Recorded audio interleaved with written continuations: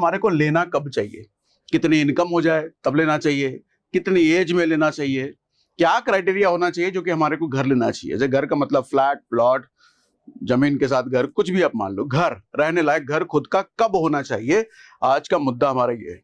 अच्छा, पहले ही बताता हूँ इस मुद्दे पर हम बात क्यों कर रहे हैं। अभी कुछ दिनों पहले की बात है, मेरा एक जूनियर है, तो पिछले साल उसने अपना बिजनेस शुरू किया और बिजनेस शुरू करते ही बहुत बढ़िया टर्नओवर किया, मतलब करोड़ों से ऊपर का ऐसा टर्नओवर पहले साल ही। तब उसको चुल्ल मची कि अपना घर होना चाहिए, परिवार का प्रेशर भी होता है, और एक सबसे बड़ा रीजन ये है कि अभी नहीं लेंगे तो बाद में और महंगा हो जाएगा, इसलिए अभी ले लेते हैं। तो उसने लोन के लिए अप्लाई करा, महंगा, अच्छा खासा महंगा घर, औकात से ज्यादा, हम औकात से ज्यादा तो लेते हैं ना, जितनी कमाई है उससे ज्यादा घर लेते ही है। उसने भी यही करा, लोन के लिए अप्लाई करा, लोन उसका हो गया रिजेक्ट। तो उसने पूछा कि ऐसा क्यों हुआ, लोन रिजेक्ट क्यों हुआ, कमाई तो इतनी अच्छी खासी तगड़ी कमाई है। तो बैंक वालों का रीजन क्या था कि बिजनेस के लिए कम से कम 2 से 3 साल का आपका इनकम स्टेटमेंट होना चाहिए। अगर आप सैलरीड हैं तो 6 महीना भी चलेगा, साल भी चलेगा, लेकिन अगर आप बिजनेस में हैं तो कम से कम 2 से 3 साल का अर्निंग स्टेटमेंट चाहिए और अच्छा खासा वहां पे इनकम होना चाहिए, तब जाके लोन मिलेगा। तो बेचारा उदास हो गया। तो मुझे एक चीज समझ में आया कि ये बहुत लोगों की समस्या होगी, बहुत लोगों की सोच होगी कि घर जल्दी से जल्दी होना चाहिए, कम से कम एज में घर ले लो तो और बढ़िया है। तो आज मैंने सोचा इसी पर बात क्यों ना कर लिया जाए। देखो, बैंक वाले भी ये समझते हैं कि 2 साल 3 साल की इनकम क्यों मांग रहे हो, क्योंकि भरोसा नहीं है बिजनेस का कि कब, अभी इस साल बहुत बढ़िया आया, अगले साल डाउन हो गया, नहीं चला। तो स्टेबिलिटी देखते हैं, वो स्टेबिलिटी है तो लोन मिलेगा, स्टेबिलिटी नहीं है तो नहीं मिलेगा। ठीक। अच्छा, मेजरली रीजन क्या होता है हम जब सोचते हैं घर लेने का? सबसे पहला तो ये होता है कि सब ले रहे हैं, सबसे बड़ा रीजन। इसने भी ले लिया, चुनुआ ने भी ले लिया, मुनुआ ने भी ले लिया, चिंटुआ ने भी ले लिया, मिंटुआ ने भी ले लिया, सब ले लिया, हम पीछे ना रह जाएं। अच्छा, वो फोटो दिखा रहा है, उसके वाली सोसाइटी में स्विमिंग पूल है, उसके वाले सोसाइटी में क्लब हाउस 3000 स्क्वायर फीट का है, उसके वाले में तो 5000 स्क्वायर फीट का क्लब हाउस है, उसका वाला फ्लैट तो भैया बहुत बढ़िया है। तो सब जब ले रहे हैं तो हम कैसे ना लें, हम किराए के घर में कैसे रह सकते हैं, हमारी बेइज्जती हो जाएगी। एक बड़ा रीजन है ये। दूसरा, सोशल स्टेटस। अच्छा, सोशल स्टेटस को भी यही समझ लो कि लोग क्या कहेंगे बेसिकली, अरे ये किराए के घर में रह रहा है, 5 साल से नौकरी चाकरी कर रहा है, 5 साल से धंधा पानी कर रहा है, अभी भी किराए के घर में रह रहा है, लगता है कुछ ज्यादा कमा नहीं पा रहा है, लगता है इसका कुछ हो नहीं पा रहा, बेचारा गरीब रह गया है इसलिए अपना घर नहीं खरीद पा रहा है। ये एक लगता है हमें कि ऐसा लोग मेरे बारे में सोचेंगे। ये क्या है? ये मेरी सोच नहीं है, ये मेरे बारे में ऐसा लोग सोचेंगे कि ये गरीब रह गया है इसलिए अपना घर तो ले ही ले। एक ये बड़ी सोच है भैया, सोशल स्टेटस। उसके बाद फैमिली प्रेशर भी होता है, लड़का कमाने लग गया है तो अपना घर तो होना ही चाहिए। बाबूजी उधर से फोन करके कहेंगे यार अब कमाने लग गया हो, कुछ पैसा EMI वगैरह दे करके अपना घर ले लो, एसेट हो जाएगा। अपने घर में रहोगे तो लड़की का बढ़िया रिश्ता आएगा, बढ़िया दहेज पानी मिलेगा, हम कह पाएंगे कि दिल्ली में लड़का रह रहा है, अपना घर लेकर के रह रहा है। तो ये भी एक फैक्टर होता है भैया। और बाबूजी के दोस्त हैं, 4 दोस्त हैं, तो उनको भी तो बताना है कि हमारा लड़के ने अपनी कमाई से घर लिया है, अपनी कमाई से EMI भर रहा है, ये भी फैक्टर होता है। तो परिवार का प्रेशर भी आता है। और एक सबसे बड़ा जो मैंने अपने दोस्त के बारे में बताया, आगे और महंगा हो जाएगा इसलिए अभी ले लो, क्योंकि प्रॉपर्टी के रेट बहुत बढ़ रहे हैं और बढ़ते बढ़ते अगले साल और महंगा हो जाएगा, अगले के अगले साल और महंगा हो जाएगा। अरे चाचा, प्रॉपर्टी का रेट तो सदियों से बढ़ रहा है और सदियों तक बढ़ता ही रहेगा। दुनिया जब तक रहेगी प्रॉपर्टी के रेट बढ़ेंगे, ये बात जान लो। तो क्या करें, अभी कभी ले लेते हैं, सॉल्यूशन तो यही है। ये देखो, एक डर है, fear created by builder and broker. जो बिल्डर होते हैं ना, सोसाइटीज वगैरह बनाते हैं, प्लॉट लॉट काटते हैं, या जो ब्रोकर होते हैं जो घर आपको बेचते हैं, दिलवाते हैं, ये कहीं ना कहीं देखो तो एक डर क्रिएट किया गया है कि अरे सर अगले साल तो ये रेट डबल हो जाएगा, कहां अगले साल तो आप ले भी नहीं पाओगे, इसी साल ले लो। आप सोचते हो हाँ यार डबल हो जाएगा, इतनी सैलरी है नहीं मेरी, इसलिए इसी साल ले लेते हैं, बड़ा थोड़ा मैनेज कर लेंगे लाइफ, ले लेते हैं इसी साल। और उस चक्कर में आप होम लोन का एप्लीकेशन डाल करके ले लेते हो। क्या तरीका है इसका बचने का, क्या करें हम? समस्या तो बहुत सारी है, कंफ्यूज हूं मैं, इतने सारे लोगों से प्रेशर है, घर लूं कि ना लूं। आज पूरा खोलते हैं, समझते हैं डिटेल में। देखो मेरे लिए ना, अच्छा एक पहले ये बात कर लेते हैं कि लोग ध्यान नहीं देते घर लेने के टाइम पे। आपका ना लोगों का पर्सपेक्टिव बेसिकली सोच क्या होता है घर लेते टाइम, 2 खर्चा आएगा, एक तो EMI का आएगा, ठीक है, और डाउन पेमेंट आएगा। यही दो चीज ज्यादातर लोग सोचते हैं, इतना डाउन पेमेंट देना है और इस घर का इतना ईएमआई आ जाएगा। लेकिन असली खेल तो आप सोचते ही नहीं हो। सर 20% डाउन पेमेंट तो जाएगा, कोई भी फ्लैट या घर लोगे तो 5 से 7% रजिस्ट्री भी जाता है। फीमेल के नाम पे ले रहे हो तो 5%, मेल के नाम पे ले रहे हो तो 7%। ये कौन सोचेगा? और ये मोटा अमाउंट होता है। 5 से 7% है आपके टोटल प्रॉपर्टी का। उसके बाद फर्नीचर वर्क, भैया घर ले रहे हो, बिल्डर तो आपको सादा सादी घर बनाकर दे दिया, सोफा भी तो लगाना है, बेड भी तो लगाना है, किचन को थोड़ा मॉड्यूलर भी तो बनाना है, थोड़ा टीवी यूनिट में तो बनाओगे घर में। ये सब अपना तजुर्बा बता रहा हूं मैं। 2012 में जब मैंने फ्लैट लिया था तो मेरी सैलरी उस वक्त 21-22 हजार रुपए के आसपास थी और मैंने 30 लाख का फ्लैट लिया था। 21-22 हजार की सैलरी में 30 लाख का फ्लैट लिया था मैंने। यही सारे कारण मेरे भी थे कि सब ले रहे हैं, कहीं आगे और महंगा हो जाएगा, अभी ही ले लेते हैं।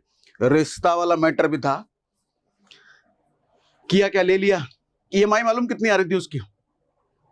30 लाख का फ्लैट लिया था, 10 लाख का आसपास, 10 या 12 लाख के आसपास का डाउन पेमेंट किया था, 20 हजार की ईएमआई आ रही थी। सोच के देखो, 20-22 हजार की सैलरी है मेरी और 20 हजार की ईएमआई भरने को मैं तैयार, और मैंने कर भी लिया, बैंक वालों ने दे भी दिया। अब 10-12 लाख का तो जुगाड़ कहीं से कर लिया था इधर उधर से, वो नहीं बोलोगे तो वरना आप और हंसोगे मेरे पे, लेकिन कर लिया था। वो बेवकूफियां सारे करते तो हमने बेवकूफी करी। सर घर तो ले लिया, जब घर में घुसे पोजीशन मिले तो बहुत अच्छा लगा, लेकिन उसके बाद में जिंदगी बदतर हो गई थी। सच बताता हूं, बदतर हो गई। हर रोज ये सोच करके रोते थे क्यों लिया ये घर। क्राइसिस में हो गई पूरी जिंदगी। पूरी जिंदगी के मतलब जब तक चल रहे थे। अच्छा, घर किसी को बता भी नहीं सकते कि हमने अपना घर लिया है। क्यों? वो कहे देखने के लिए आएगा घर, अरे घर ले लिया, हमको जरा दिखाओ। और हम दिखाना नहीं चाहते हम किसी को अपना घर। क्यों? क्योंकि घर में सोफा नहीं है, घर में सिर्फ एक बेड खरीदा हुआ है, किसी तरीके से सेकंड हैंड OLX पे ढूंढ करके बेड खरीदा था, वो भी दिखाने लायक नहीं था किसी को। कोई टीवी यूनिट नहीं है, रॉ किचन है, खाली है, कोई फर्नीचर वर्क नहीं है, इसलिए किसी को बुला भी नहीं सकते अपना घर होने के बावजूद। दिखाएंगे तो क्या कहेगा, तो और गरीब समझेगा। घर तो ले लिया, लेकिन हर रोज किसी तरीके से रोने वाली हालत में बीत रही थी। क्रेडिट कार्ड के कर्जे चढ़ रहे हैं, EMI किसी तरीके से जा रहे हैं, जिंदगी किसी तरीके से, टेंशन का माहौल, डिप्रेशन, अरे टेंशन, मतलब जिंदगी बद से बदतर, बिकॉज ऑफ एक होम लोन, बिकॉज ऑफ एक फ्लैट। ये इस पर ध्यान नहीं दिया था। ये अचानक आया हुआ खर्चा आता है, ये भी अचानक आया हुआ खर्चा होता है जिसके बारे में हम पहले सोचते नहीं है। बहुत जरूरी है। सोसाइटी में रहोगे तो लोग अपना अपना फर्नीचर वर्क दिखाते हैं, अरे देखो हमने 5 लाख का करवाया, हमने 10 लाख का करवाया, 15 लाख का करवाया। आप क्या बोलोगे? जिस सोसाइटी में रहते हो वहां यही हाल है भैया, ये सब बातें होती हैं। और अगर 4 औरतें मिल जाएं, शादीशुदा हो, तो इन बातों को तो झेलना ही पड़ेगा आपको, बच नहीं सकते इससे। आपके घर में कितने का फर्नीचर वर्क है, कितने का सोफा है, कहां से लिया, अरे होम टाउन से लिया कि कहां से लिया, टीवी कौन से ब्रांड का है, कितने इंच का LED है, OLED है कि LLED है, पता नहीं कौन कौन सा LED होता है, सागवान की लकड़ी का बेड बनाया हो या नॉर्मल है। ये सब बहुत डिटेलिंग में बातें होती है, जरा लेकर देखो सोसाइटी में, भुगता हुआ है हमने। उसके बाद मंथली एक्सपेंस में हम सिर्फ EMI सोचते हैं, EMI इतना जाएगा, मेंटेनेंस कौन जोड़ेगा चाचा? ये सोसाइटी में फ्लैट लेने का जा रहे हो, उसमें मेंटेनेंस होता है हर महीने 5,000, 7,000, 10,000, 15,000, डिपेंड अपॉन कितने किस तरह का फ्लैट आपने लिया है। और उसमें से क्लब हाउस ट्रैप, मैं इसको कहता हूं। आज के सोसाइटी में घर लेने जाओगे तो क्लब हाउस के नाम पे आपसे अच्छा खासा पहले तो 1 टाइम चार्ज लिया जाता है, क्लब हाउस का चार्ज, और उसके मेंटेनेंस के नाम पे हर महीने आपको चपत लगाई जाती है। ये क्लब हाउस ट्रैप मैं क्यों कह रहा हूं? ये क्लब हाउस ट्रैप ये है कि सर किसी भी सोसाइटी में आप चले जाओ, उस सोसाइटी में रह रहे सिर्फ 1% लोग, सिर्फ 1% लोग क्लब हाउस को यूज करते हैं। बाकी 99% यूज नहीं करते, लेकिन उसके मेंटेनेंस का पैसा हर महीने भरते हैं। किसी भी सोसाइटी में जाकर के स्विमिंग पूल की हालत देख लो। आप सुबह चले जाओ, शाम चले जाओ, दिन भर तो कोई नहीं आता, दिन भर वैसे ऑपरेशनल भी नहीं रहता, शाम चले जाओ, सुबह चले जाओ, बच्चे मिलेंगे, 1-2 बच्चे, कुछ लोग 1-2 लोग मिलेंगे जो वेले हैं, खाली हैं, या जिन टेंशन फ्री हैं, बाकी कोई नहीं जाता। जिम जाकर के देख लो, कोई नहीं होता जिम में। क्लब हाउस के सारी एमिनिटीज में आगे जाके देख लो, आपको 1% लोग मिलेंगे पूरी सोसाइटी के, लेकिन मेंटेनेंस कितने लोग पे कर रहे हैं? सारे के सारे 100%। यानी कि 5,000, 10,000, 8,000 रुपए महीना आप पे कर रहे हो। किस चीज का? जिस चीज को आप कभी यूज ही नहीं कर रहे, उस चीज का पे कर रहे हो। ये सच है, जाकर के देखो सोसाइटी में, अगर नहीं रह रहे हो सोसाइटी में तो यही हाल होता है। किसी भी सोसाइटी क्लब हाउस में जाकर देखो, खाली मिलेगा भैया, सुबह चले जाओ शाम चले जाओ, खाली, लेकिन हर आदमी उसका पे कर रहा होता है। और शुरुआत में ये बिल्डर के लिए लुभावना एक तरीका होता है बेचने के लिए। 4,000 स्क्वायर फीट, 40,000 स्क्वायर फीट का क्लब हाउस है भैया, स्विमिंग पूल लग्जरी है, जिम देखो, ये सब दिखा दिखा के बेचा जाता है और हम भी अट्रैक्ट होकर ले लेते हैं। लेकिन महीने भर का होता है ये। महीने भर तो आप रोज जाओगे, जिम पे लोगे, डंबल उठाओगे, स्विमिंग पूल में उलट उलट के नहाओगे, हैं? लेकिन वो महीने भर बाद अपने दिल जिंदगी का इतना टेंशन है, कमाई धमाई मुलझे पड़े, कौन जाएगा क्लब हाउस यार। ठीक है, तो ये बेसिकली चीजें होती है। उसके बाद टॉप मोस्ट प्रायोरिटी मेरे हिसाब से क्या होना चाहिए सर? सुकून। जिंदगी में ना ये बहुत इंपॉर्टेंट है, इसके बिना तो कुछ है ही नहीं। मेरे हिसाब से जिंदगी का पर्पस है सुकून। कितना भी पैसा कमा लो, सुकून नहीं तो क्या आएगा। अभी आमिर खान का मैं पॉडकास्ट देख रहा था, वो कहता है 30 साल तक मैंने सिर्फ फिल्मों में काम किया, फैमिली को टाइम ही नहीं दिया और मैं डिप्रेशन में हूं। आमिर खान की जब फिल्म रिलीज होती है ना, तो रात भर भाई साहब सोते ही नहीं और लगता रहता है साथ में कोई चाहिए। इस हालत का मेंटल प्रेशर होता है, फिल्म रिलीज हो रही है तो फैमिली को टाइम ही नहीं दे पाए 30 साल तक। क्या है इसी लाइफ का, ऐसे स्टारडम का, ऐसे फेम का क्या करोगे? जिंदगी में हैप्पीनेस नाम का एच नहीं है, हैप्पीनेस का एच नहीं है चाचा, इतने बड़े बड़े स्टार्स की लाइफ में क्या करोगे फिर? ये होना बहुत जरूरी है सर। एक्टिव इनकम बंद भी हो जाए तो सर्वाइवल चलता रहे, सबसे पहला जुगाड़ ये कर लो, आपका एक्टिव इनकम जिधर से भी कमा रहे हो, धंधे पानी से, नौकरी चाकरी से, सर्वाइवल आपका चलता रहे, ये बनाओ। और उसके लिए मैं कहता हूं आपकी लाइफ में एक इमरजेंसी फंड होना बहुत जरूरी है। देखो लोग कहते हैं और मैं भी कहता हूं म्यूचुअल फंड में इन्वेस्ट क्या करो, लेकिन उससे पहले ये भी कहता हूं हर जगह कि इमरजेंसी फंड सबसे पहले तैयार करो। दूसरी चीज होती है, आप जब ना रहो तो आपकी फैमिली का सर्वाइवल चलता रहे, यानी कि मैं कहता हूं टर्म इंश्योरेंस। कल को जिंदगी ना रहे तो फैमिली पर आफत ना आए, इसलिए टर्म इंश्योरेंस लेकर के रखो, टर्म इंश्योरेंस भरपाई कर देगा। उसके बाद मैं कहता हूं जब बॉडी काम करने लायक ना रहे और तब भी फैमिली का सर्वाइवल चलता रहे, यानी कि हेल्थ इंश्योरेंस। क्योंकि जिंदगी का कोई भरोसा नहीं है भैया, एक्सीडेंट हो गया, बीमारी हो गया, कुछ भी हो गया, हॉस्पिटल जाना पड़ा, लाखों का खर्चा आ गया, ये बचा लेगा। ठीक है, और उसके बाद सबसे ज्यादा इंपॉर्टेंट जो मैंने अपनी लाइफ में किया भी है, invest on yourself very high, very high. Mutual fund invest करना है, बिल्कुल करो। इमरजेंसी फंड बनाना है, बिल्कुल करो। स्टॉक मार्केट करना है, बिल्कुल करो। प्रॉपर्टी इन्वेस्ट करना है, बिल्कुल करो। जिधर करना है, बिल्कुल करो। लेकिन इस सब से कहीं ज्यादा खुद पे इन्वेस्ट करो, क्योंकि स्टॉक मार्केट आपको 15-20% रिटर्न दे सकता है, प्रॉपर्टी भी आपको 12-15% रिटर्न दे सकता है, लेकिन ये आपको 1000% रिटर्न देगा या 1,00,000% देगा, 1,00,00,000% देगा, कुछ नहीं पता। इतना इन्वेस्टमेंट दुनिया में कहीं कोई नहीं दे सकता जितना पे खुद पे किया हुआ इन्वेस्टमेंट दे सकता है। इसीलिए मैं कहता हूं प्रॉपर्टी महंगी होने के बाद भी आपके लिए वो सस्ती हो जाए। आज हो सकता है कोई प्रॉपर्टी आपको 1 करोड़ की बहुत महंगी लग रही है, क्योंकि इनकम ही 50,000 है या 30,000 है, 25,000 है। इतनी मेहनत करो ना काम में, इतनी मेहनत करो, इतनी मेहनत करो कि कल को 1 करोड़ की प्रॉपर्टी सस्ती लग जाए। अरे कैश में पैसा ऐसे फेंक करके 1 करोड़ की प्रॉपर्टी आ जाए, वो तभी हो सकता है। वो स्टॉक मार्केट में इन्वेस्टमेंट से नहीं होगा, वो म्यूचुअल फंड में इन्वेस्टमेंट से कभी नहीं होगा, प्रॉपर्टी इन्वेस्टमेंट से कभी नहीं होगा। वो खुद पर इन्वेस्ट करने से ही हो सकता है, दुनिया में और कोई नहीं रास्ता है। जितने मिलेनियर देखो, उन्होंने खुद पे बहुत भयंकर इन्वेस्टमेंट किया, इसलिए वो इस हालत पे पहुंच पाए। अब थोड़ा एग्जांपल समझ लेते हैं भैया। मैंने जो बात करी कि अगर मान लो 50 लाख का घर खरीदते हो तो उस केस में 20% डाउन पेमेंट, यानी कि 10 लाख तो आपका गया डाउन पेमेंट में। ये मत कहना उसके लिए लोन ले लेंगे, वो तो भयंकर बेवकूफी होगी, भयंकर। मैं ले चुका हूं, इसलिए कह रहा हूं, ये सारी गड़बड़ियां मैं कर चुका हूं। 5% रजिस्ट्री का मतलब 2.5 लाख रुपए रजिस्ट्री में गया।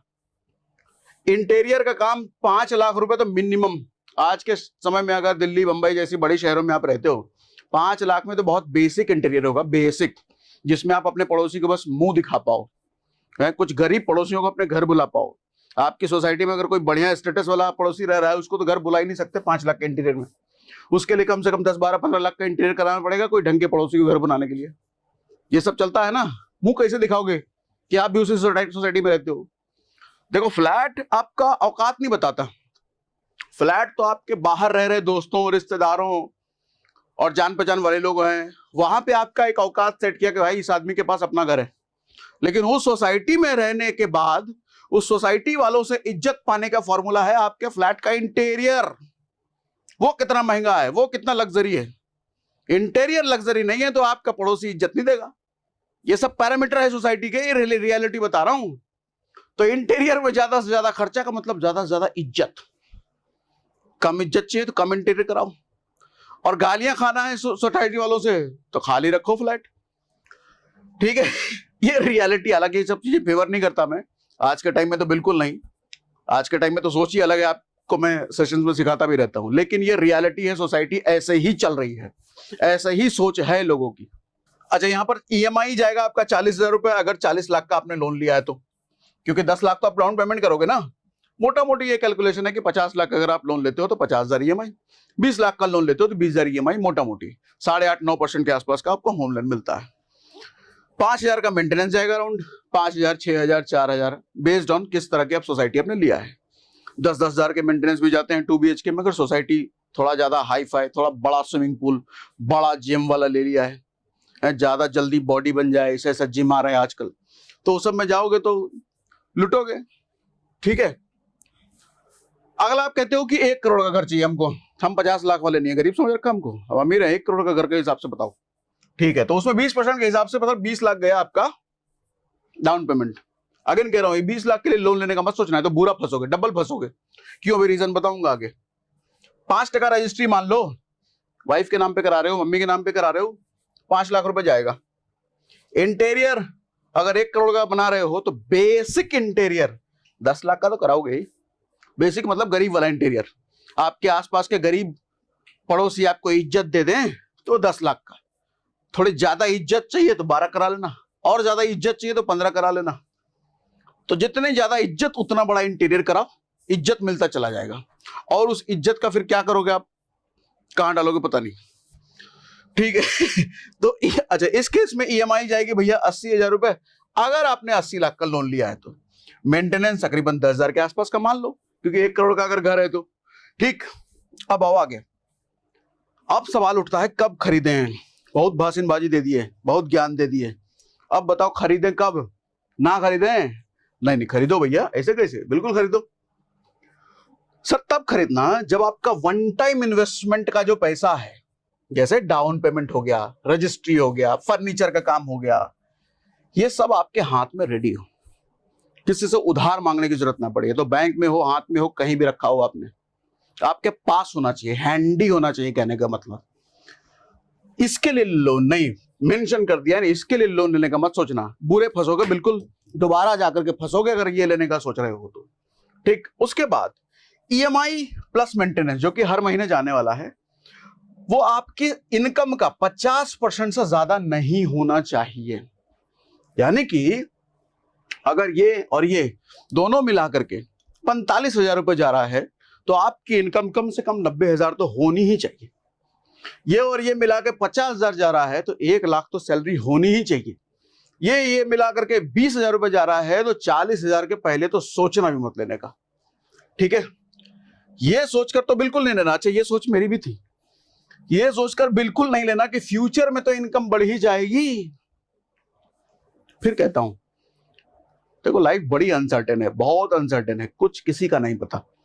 शुरुआत में मैंने अपना जूनियर वाला एग्जांपल दिया ना, 1 साल का बिजनेस और इतना मोटा टर्नओवर करने के बावजूद भी उसका होम लोन रिजेक्ट हो गया, क्योंकि बैंक मानती है कि तुमने 1 ही साल अभी बिताया है बेटा, अभी जरा 2-3 साल खेल के तो दिखाओ, अगर कर लोगे तो दे देंगे लोन। बैंक भी नहीं मान रही। तो हम अपनी लाइफ के बारे में इतना श्योर कैसे हो सकते हैं? चाहे जॉब करो, बिजनेस करो, कुछ भी, आज जो आ रहा है वो कल भी आता रहेगा, इस बात की कोई श्योरिटी नहीं है।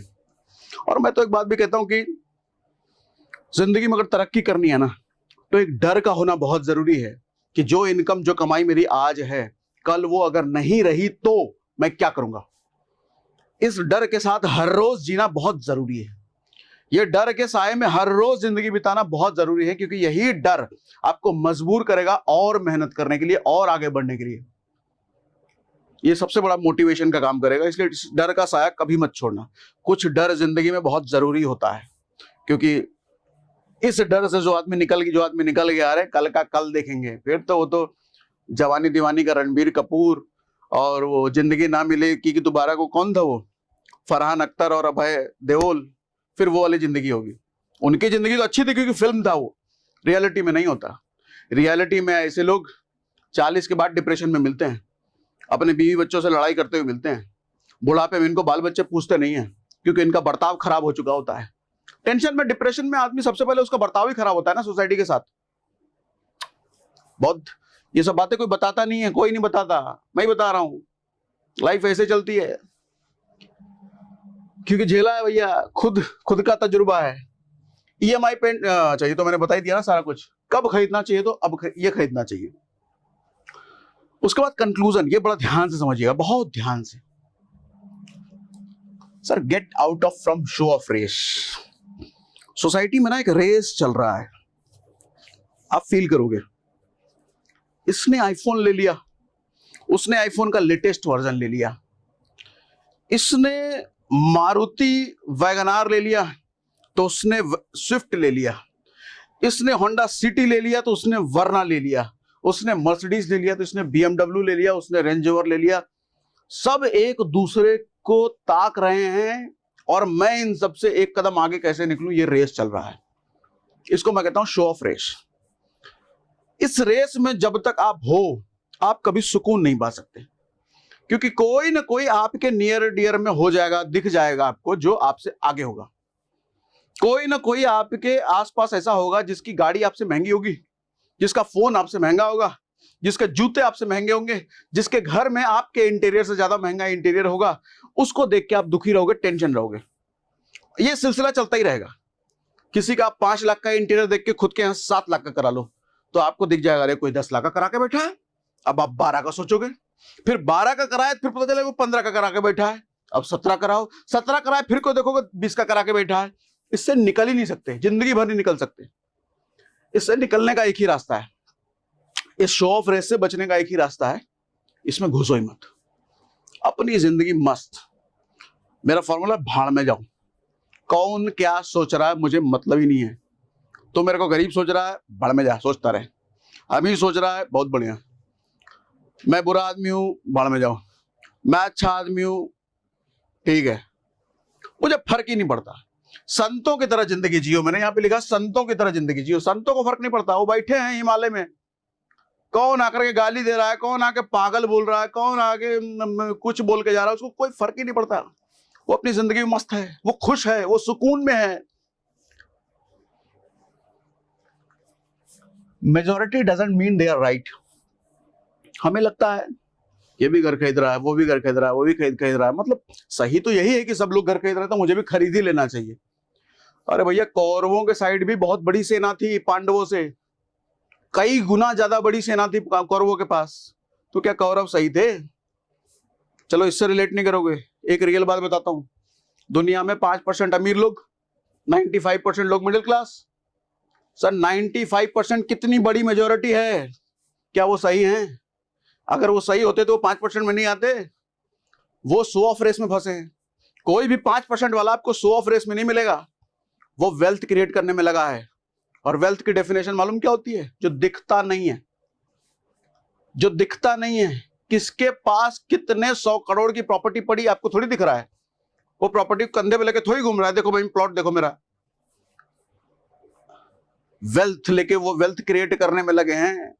और जब तक आप, वो रेस बढ़िया है। अच्छा, वो ऐसा रेस है कि आपको तनाव नहीं देगा, टेंशन नहीं देगा। क्यों? क्योंकि किसी का वेल्थ दिख ही नहीं रहा, पता ही नहीं चल रहा कौन कितने 100 करोड़ का आसामी है। वहां पर आप सुकून के साथ दौड़ोगे, कंपैरिजन नहीं है वहां पे। देखो मैंने यहां पे लिखा है कि दूसरों से कंपैरिजन, ये सबसे बड़ा डिप्रेशन का कारण है। सबसे बड़ा, कोई भी आदमी जो डिप्रेशन में है, कोई भी का मतलब कोई भी, सर कारण आपको एक ही मिलेगा, देख लेना। चाहे आप किसी फिल्म स्टार को पकड़ो, पॉलिटिशियन को पकड़ो, बिजनेसमैन को पकड़ो, आम आदमी को पकड़ो, किसी को भी पकड़ो, एक ही रीजन होता है डिप्रेशन का। एक और एक, दुनिया में कोई दूसरा रीजन हो ही नहीं सकता।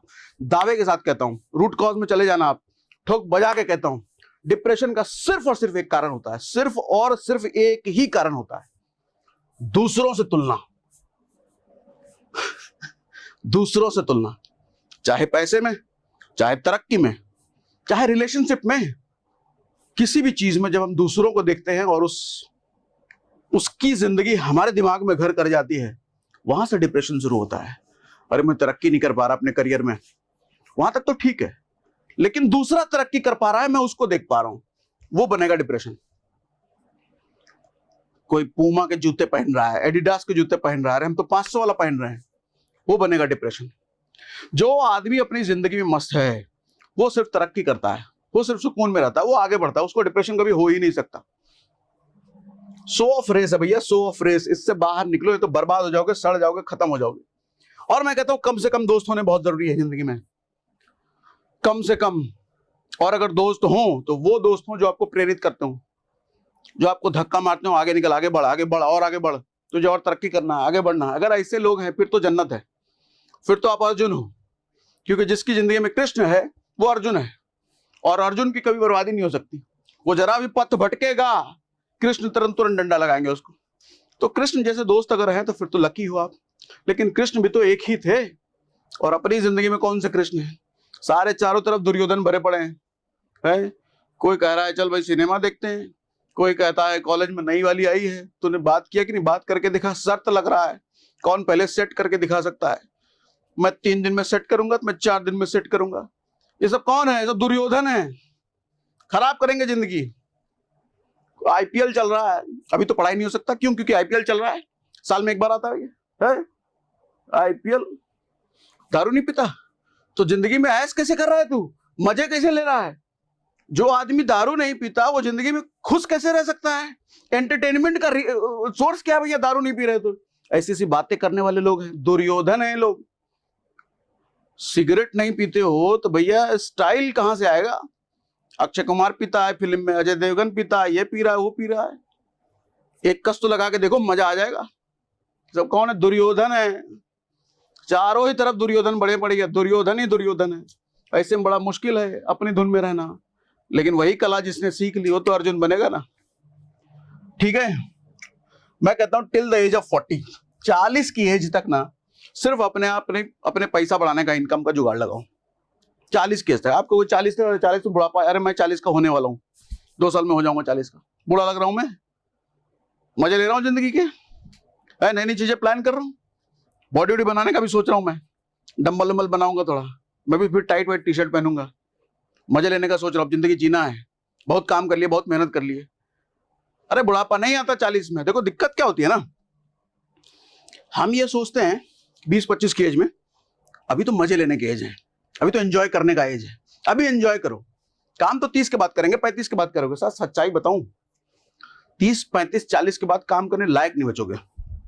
आप देखते हो ना सड़कों पे सब्जी बेचने वाले 60 साल 65 साल के बूढ़े बुजुर्ग मिलते हैं, 70 साल के लोग रिक्शा चलाते हुए मिलते हैं। दया आता है ना उनको देख करके। फोटो हम शेयर करते हैं, अरे देखो इतने बूढ़े माँ बाप को रोड पे सब्जी बेचना पड़ रहा है, दिवाली के दिए बेच रहे हैं ये लोग, इन पर दया करो, इनसे नेगोशिएशन ना करो। जरा उनके पास्ट में जाकर के देखो, सर जवानी उन्होंने मेहनत करने में नहीं बिताई, इसलिए बुढ़ापे में करना पड़ रहा है। और इससे ज्यादा कष्टदायक कुछ नहीं होता कि जब आपका शरीर अलाउ नहीं कर रहा मेहनत करने के लिए, फिर भी मेहनत करना पड़े, इससे ज्यादा दुखदायी कुछ नहीं है। हम सही समय में गलत काम करते हैं। दुविधा सबसे बड़ी ये है, जवानी काम करने के लिए होती है, जवानी मेहनत करने के लिए होती है, क्योंकि जवानी में एनर्जी है, शारीरिक भी और मानसिक भी, वो मेहनत करने के लिए होती है। जिस जगह ये एनर्जी लगाओगे, जिस जगह ताकत लगाओगे, वो फल फूल जाएगा। लड़की के पीछे लगाओगे वहीं लग जाओगे, आईफोन और पूमा एडिडास में लगाओगे तो वहीं लग जाओगे, फिर बुढ़ापा खराब होगा। बुढ़ापे में काम करने लायक बचोगे नहीं। जिंदगी अगर खराब करी ना, 30-35 दिमाग, डिप्रेशन भी तो आएगा ना भैया। 4 तरह के लोग सोचोगे भी ना, आपके दोस्त यार में कोई तो कोई आगे बढ़ रहा होगा, उसको टेंशन दे देगा आपको। ऐश करने का एज तो मैं मानता हूं 40 के बाद है। मस्त ऐश करो, जिंदगी के सारे तजुर्बे आप ले चुके हो, अप डाउन सब देख चुके हो, तब तक पैसा जमा कर चुके हो, फिर मजा आए। जवानी ऐश करने के लिए नहीं होता, जवानी मेहनत करने के लिए होता है। और जिस आदमी ने जवानी में ऐश किया वो जिंदगी भर मेहनत करके पछताएगा, वो बुढ़ापे तक मेहनत करेगा। और ऐसे आदमी फिर लास्ट में कहते हैं हमारे बाल बच्चे हमारे सपोर्ट नहीं कर रहे हैं, हमारे बाल बच्चे नालायक निकल गए। तुम्हारे कदम पे चल रहे हैं, नक्शे कदम पे चल रहे हैं तुम्हारे बच्चे। ठीक है, सही कह रहा हूं नहीं? लॉजिकल है? हाँ, दूसरों से कंपैरिजन। तो ये था भैया कुल मिला के कंक्लूजन। मेरी बात समझ में आ रही है? अगर बात समझ में आ रही है, सही बात कह रहा हूं, तो मुझे कमेंट बॉक्स में लिख के बताइए कि ये ज्ञान तो किसी ने आज तक दिया ही नहीं। मजा आ गया ऐसा लिख के बताइए, ताकि मुझे भी फीडबैक मिले। लिख के बताओ वीडियो हो गया खत्म, क्या घूर रहे हो? ठीक है।